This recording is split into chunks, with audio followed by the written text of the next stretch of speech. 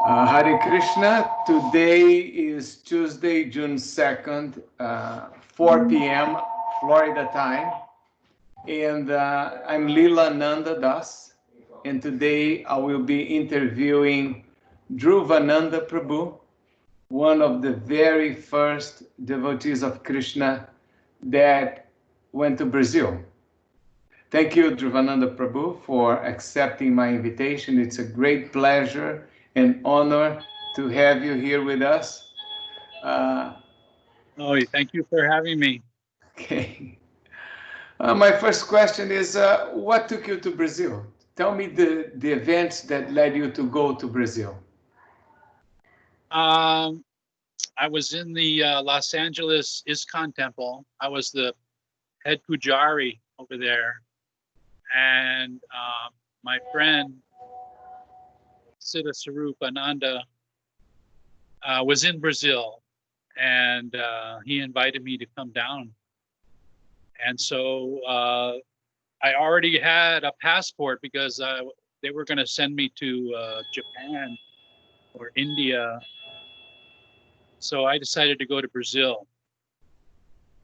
And I got some people to help me buy a ticket. And I went down there with a one-way ticket and $50 in my pocket. And which year was that? I think 71. 71.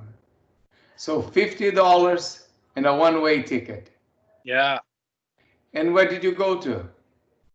So I landed in São Paulo, and I met Brishni and Leela Suki, who had rented a house in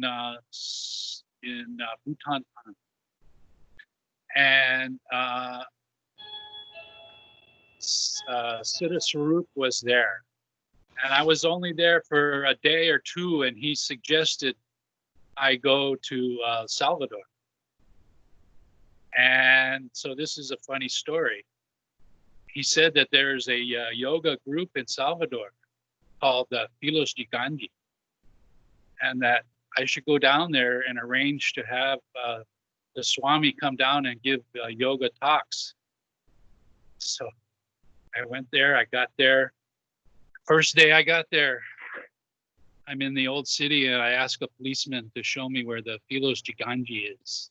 Prabhu, can you step back a little bit? It's too close. Thank you. So Filhos de Gandhi. So you asked the policeman to tell you where this folks, Filhos de Gandhi. Yeah. So he told this little boy, with no shoes on and holes in his shirt, to show me where the Filos de Gandhi is. So I follow him down this, old street, cobblestone street. And then he points to this door with a beaded curtain. And I go in, I look inside, and there's this big man putting a snakeskin drum head on a drum. And he said, yeah, Filos de Gandhi is actually a carnival, a samba club.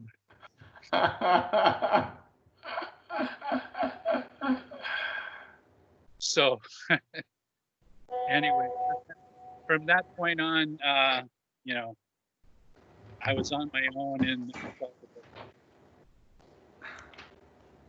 And then did you spend some time in, let me just turn off my cell phone here because it's making some noise. Okay, it's off now.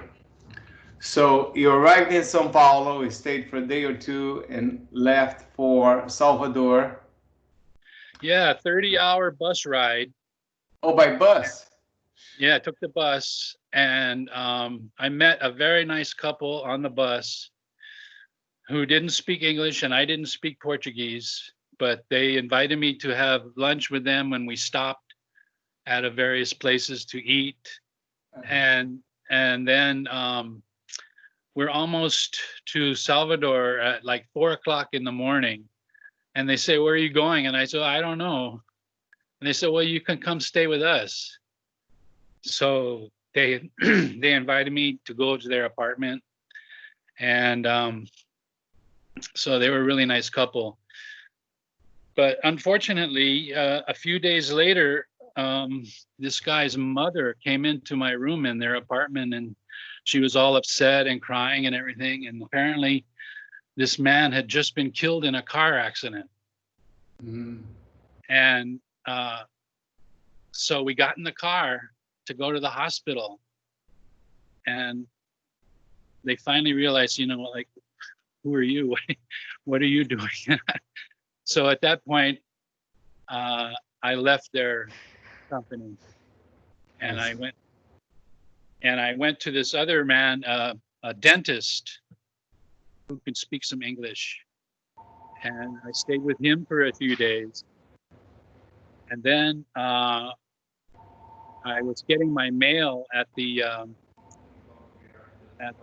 American consulate in Salvador, and I met a British guy there, and he took me to his house in Boca do Rio, and I ended up renting a house in Boca do Rio and bringing my wife down several months later. It's cutting off, it's breaking up a little bit. So you rented a house in Boca do Rio, and a few months later, your wife came down from the US. Yes. Is that right? Okay, I see. And was the dentist that you met, was that Dhanvantari, who is today Dhanvantari, or was somebody else? No, it was somebody else. He was an older man. Mm-hmm. I think Dhanvantari was a student dentist at the time. Yes. Still a student. Yes. Yeah. So then I rented a house and I moved to Boca do Rio. And I guess we lived there for almost a year. I see. What did you do in Brazil? Well, I was there to preach the Lord Chaitanya's movement. You know, we got some literature translated into Portuguese that Siddha Swarup had written, called Uma Mostra da Verdade Absoluta. Yes. Uma Mostra da Verdade Absoluta. Yeah. So I was passing out those pamphlets, and on Avenida 7 de Setembro in São Paulo. You have a great memory. Yeah, and we got on television too. Oh, really? So it wasn't, and we started chanting at our house, and I can't exactly remember how we ran into how we met Dhanvantari, but I heard from him that you were looking for a translator for your classes at the yogi school. Oh yeah. And somebody told you, well, so and so, you know, he speaks English. Perhaps he can help you. Yeah, that sounds right. And then you went to his house. Yes. Yeah. And his brother, actually, who later became Jagat Vichitra, he's the one that opened the door. Sergio, exactly. Wow. Yes. So that was the beginning. I came in on a 6-month tourist visa. And at the end of 6 months, I got it renewed for an additional 6 months. And then at the end of that, I had to leave the country. And at the time, the plan was to leave the country, turn around and come back and start over with another 6 months. Yes. But they had changed the law. And so now no longer can you turn around, because I went to Foz do Iguazu. Mm-hmm. I went across the bridge to Paraguay, and I came back and they said, well, you need $2,000 and a round trip ticket before we let you back in Brazil. Huh. I didn't have anything like that. And so the guy said, why don't you come back tomorrow? We have a different ship. So I spent the night in Paraguay, and I came back the next day, and they let me in with another 6 months. 6 months. Yeah. And then you went back to Salvador? Yes, I went back to Salvador, and then we we ended up moving to Rio. And we planned to started the process of getting a permanent resident visa. And because I was looking how to make a living there, how to make some money. And I was thinking about working for Petrobras. You know, I thought, wow, working on an oil rig, you know, 2 weeks out of the month, and they make good money. But things were dragging along in the process, and we moved to Rio, and that's where I forget the gentleman's name there. He had rented a house in Santa Teresa. Russell. Yeah, Russell rented a house in Santa Teresa, and so we stayed there. And then the Peste bubonical came. And apparently they have it every summer, and there was no vaccine or anything, and so we made arrangements to leave. So it was approximately 18 months that I was in Brazil. 18 months. Yeah. And going back to Salvador for a moment, because it looks to me that most of the time you spent in Salvador. Is that correct? Yeah. Okay. And I know that Dhanvantari and his brother Sergio, they met you, and they were influenced by your preaching. And I believe that you gave them a Bhagavad Gita in English, which they have until today. Actually, I have seen recently a picture of that Bhagavad Gita. And that's where they got the LABBT's address, and they wrote a letter to Prabhupada after you left, asking, we need somebody to come down here and guide us. Those that were guiding us, they are no longer here. What is your recollection of that time? Recollection of which part? When you were in Salvador, that you met with Dhanvantari and he was translating your classes. Yeah. We had regular kirtan at my house. I forget if it was once a week or more. So we would come. There would be 3 or 4 people that would come, and I remember Alimozinho was one of the guys. Yes. Yeah. I met him. He passed away some time ago. Oh, I'm sorry to hear that.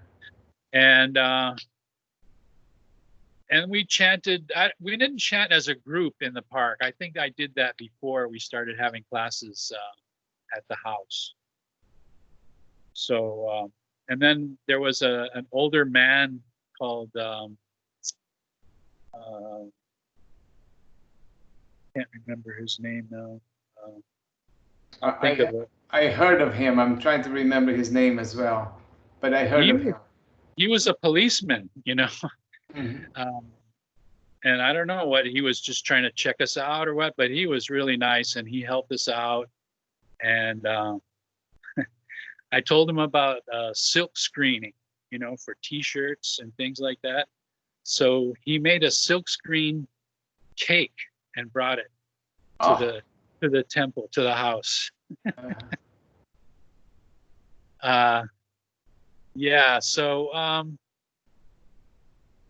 can't remember. I couldn't give you like a daily routine, but it was really nice. And I think at one point I got really sick, and I didn't go to the doctor or anything. I had a high fever, and then I eventually got better. And I'm wondering if that was dengue fever. Did Siddha Swarupa ever go to Salvador or only São Paulo and Rio? Yeah, he never came to Salvador. That I see. And who else was in Salvador besides you and your wife? And my stepson, Karnapur. I see. But Brishni and the others, Russell, they didn't go to Salvador. Okay. I see. So basically, you are the one that introduced Krishna consciousness in Salvador. Yeah. I see. And then back in Rio, you spent some time in Rio, and then you left. That's correct. I see. And never went back to Brazil. I never went back to Brazil, right? And Siddha Swarupananda, was he in Brazil for like a month, 2 months? How long did he stay in Brazil for? He left when I was in Salvador. I started getting letters from him from USA. I see. Yeah. So he wasn't in, So in Brazil for too long. He might have been in Brazil for a few months before I got there, but he was in São Paulo. I see. Well, he was also in Rio. He also was in Rio for a little while. That's where we met. He met Russell. So there was Russell, yourself, Siddha Swarupananda, Brishni, anybody else? Krishna's wife, Leela Suki. Suki. And what was your wife's name? Tulsi. Tulsi, Leela Suki, Brishni, Siddha Swarupananda, Russell. Was Russell also married? No. No, I see. I know that Russell left his body some time ago in Vrindavan, maybe a few years back. Yeah. He became initiated as Radhapati by Prabhupada. I actually even met him in Vrindavan once, by chance. I went to a house to rent a place, and he was there. I was Radhapati. When he heard I was from Brazil, he was telling me that he had been to Brazil, and then later, a couple of years after that, I heard he had left his body. Oh, okay. He never went back to Brazil either? I don't think so. I didn't hear anything. I don't think so. Now, we're trying to recover as much of the history as possible of the introduction of the Hare Krishna in Brazil. The first record we have is 1968 or 69. Brahmananda went to Brazil, but it was just a stopover on his way to Argentina to attend a TV program. Oh. So he was at the Rio airport, and they didn't allow him to go out of the airport. So he did kirtan inside the airport and prayed to Lord Chaitanya that, please help this place to become Krishna conscious. That was the first contact that we know. And then, do you know which, by any chance, which month perhaps Siddha Swarupananda came to Brazil? So it must have been 75 or 74. No, but earlier than that, 72. No. 72. Before, it was 71 or 72. 71, 72. And it's the day I left as A.C. Bhaktivedanta Swami Prabhupada was in the Los Angeles temple. Oh. And when I was there, and Jaya Tirtha Das gave me the ride to the airport. Ah. On your way to Brazil. Yeah. Wow. And I'll give Amazing. you one other anecdote. While I was the Pujari, Prabhupada visited several times, and he had his own apartment and the what they call the sanctuary part of the LA temple. And they invited me to come up there and make chapatis for him. And I set up a little gas stove and sat on the floor outside of his apartment, and I rolled chapatis and I cooked them, and they took them into him as they came off the fire. And he liked them and he wanted more. So just one at a time. So one chapati, then he ate that one, then you made another one. And... Yeah. Tell me more. Well, I guess my salvation is secured. So you are in Hawaii now?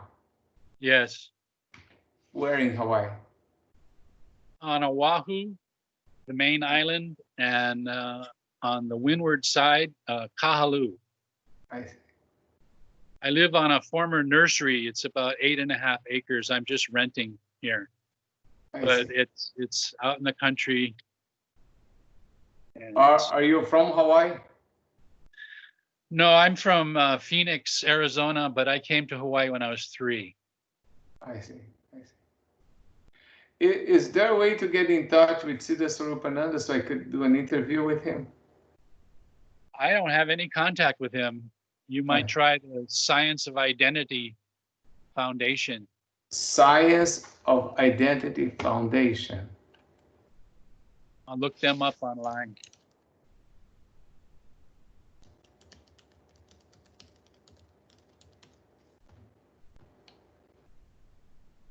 I just found them. Yeah, that would be the best way to try to contact him. Yes, I have everything here. Okay. There's a phone number and everything. Wonderful. Anything you would like to, any message you would like to send to devotees in Brazil? Oh, I'm just so thrilled that that this is still going on and that they're doing it well and things are expanding and people are chanting. That's great. So, Dhruvananda joined, eventually he became a sannyasi, and he is actually now the GBC for Brazil. He's the main person in Brazil. Wow.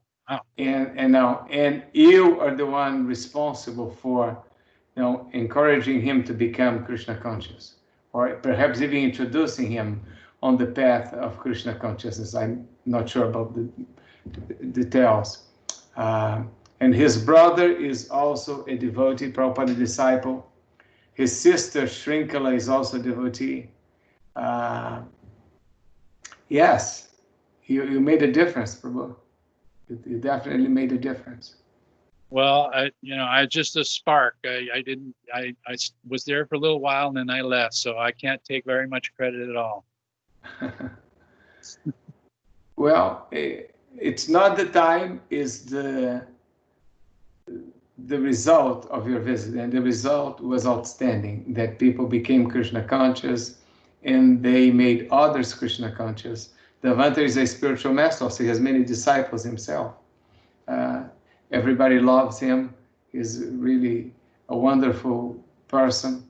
He had a successful career as a dentist. He gave that up and became a Vaishnava, living in the temple. That sounds like the guy I met. Yeah. Just one more thing. In Rio, what was happening in Rio? There was the Santa Teresa temple, and Russell was there. Do you have any recollection of anything else? No, I'll just tell you another funny story, okay? Because I'd just gotten there. In fact, it was the day we arrived to Santa Teresa to look for Russell. We get to the address, and there's somebody outside, and I said, "Where's Russell?" And he said, "The police just picked him up." And he had a knife on him, so they picked him up and they took him up to the police station up the road. So we got on the trolley, the bonji, and we went up to the police station to look for Russell. And it's just a small old police station, precinct police station. So we go in there asking for Russell, and the policeman at the desk, he's obviously drunk. And he's looking, and he goes in the back to find Russell, and he lets out Russell, and all the other prisoners that were in the cell with him followed him out. Oh, really? Russell didn't do anything. He was just standing in front of the house, and he got picked up. And then you went back to the house. Yeah. That was my introduction to Rio. Wow. Russell was a major influencer in Rio as well. Today I was interviewing someone besides you, Mahayogeshwari, the former wife of Lokashakshi Prabhu. And she was telling me that it was because of Russell that she became, she was introduced to the path of Krishna consciousness. And several others, Paravyoma, Mahakala, Lokashakti, and others. So Vyasa, another one. Actually, I spoke to him earlier today. All results of Russell's preaching in Rio. So he did a tremendous job there. I admire him, but I didn't have any contact with him after that. I just met him for those few days. And what about Brishni? Brishni, I think he moved back to. He didn't stay in Sao Paulo that long. But do you have his contact information? No, I don't. No. And your wife, can we contact her, Tulsi? I don't have any contact with her either. We've been divorced for many years. I understand. I see.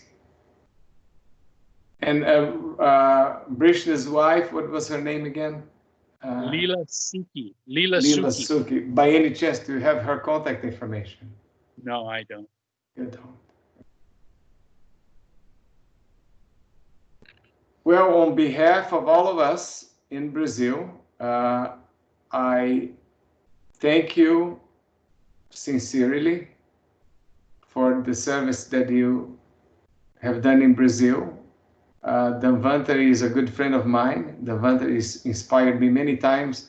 Jagat Vichitra, his brother, was perhaps the main person that was instrumental in convincing me to come to Krishna in 1976. So in one way, at least, I have to thank you all for that, for preaching to them and helping them to become Krishna conscious. That helped me and helped many others as well. I'm so happy to hear that. If you ever want to come to Brazil, you talk to me, and I'm sure that everybody will be very happy to see you there.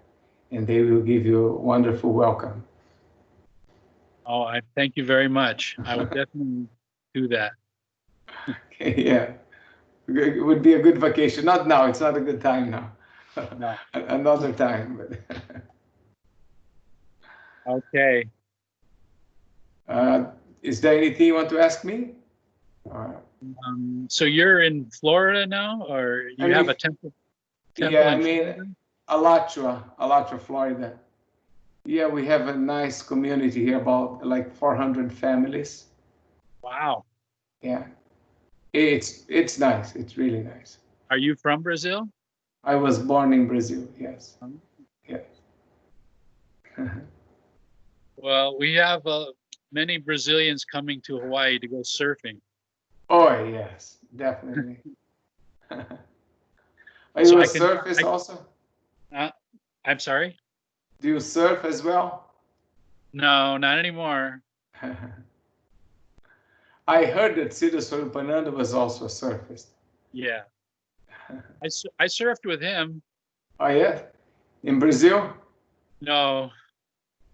Well, in Brazil, we went in the water at Guarujá. Guarujá, yes. But we didn't go surfing. And I think that Russell had a surfboard in Rio. I remember carrying it down Copacabana one time, but I didn't go surfing. So Russell and Brishni were all surfists. Brishni, I don't know about him. You know, he's an artist. He's a sculptor and a ceramic artist. He was then, and I don't know if he is now, but he made a beautiful Yasoda and Gopal Krishna altarpiece, almost life size out of ceramic. I see. You are an artist as well, isn't it? I think Dhanvantari told me. Yeah, pottery. Pottery, yeah. With clay? Yeah. Volcanic clay from Hawaii? No, Hawaii geologically is too young to have any clay suitable for pottery. We don't have glaciers and big rivers and snow and ice. You need all that thing to break down the rocks to make clay. Mm. So all the clay has to come from the mainland on a boat.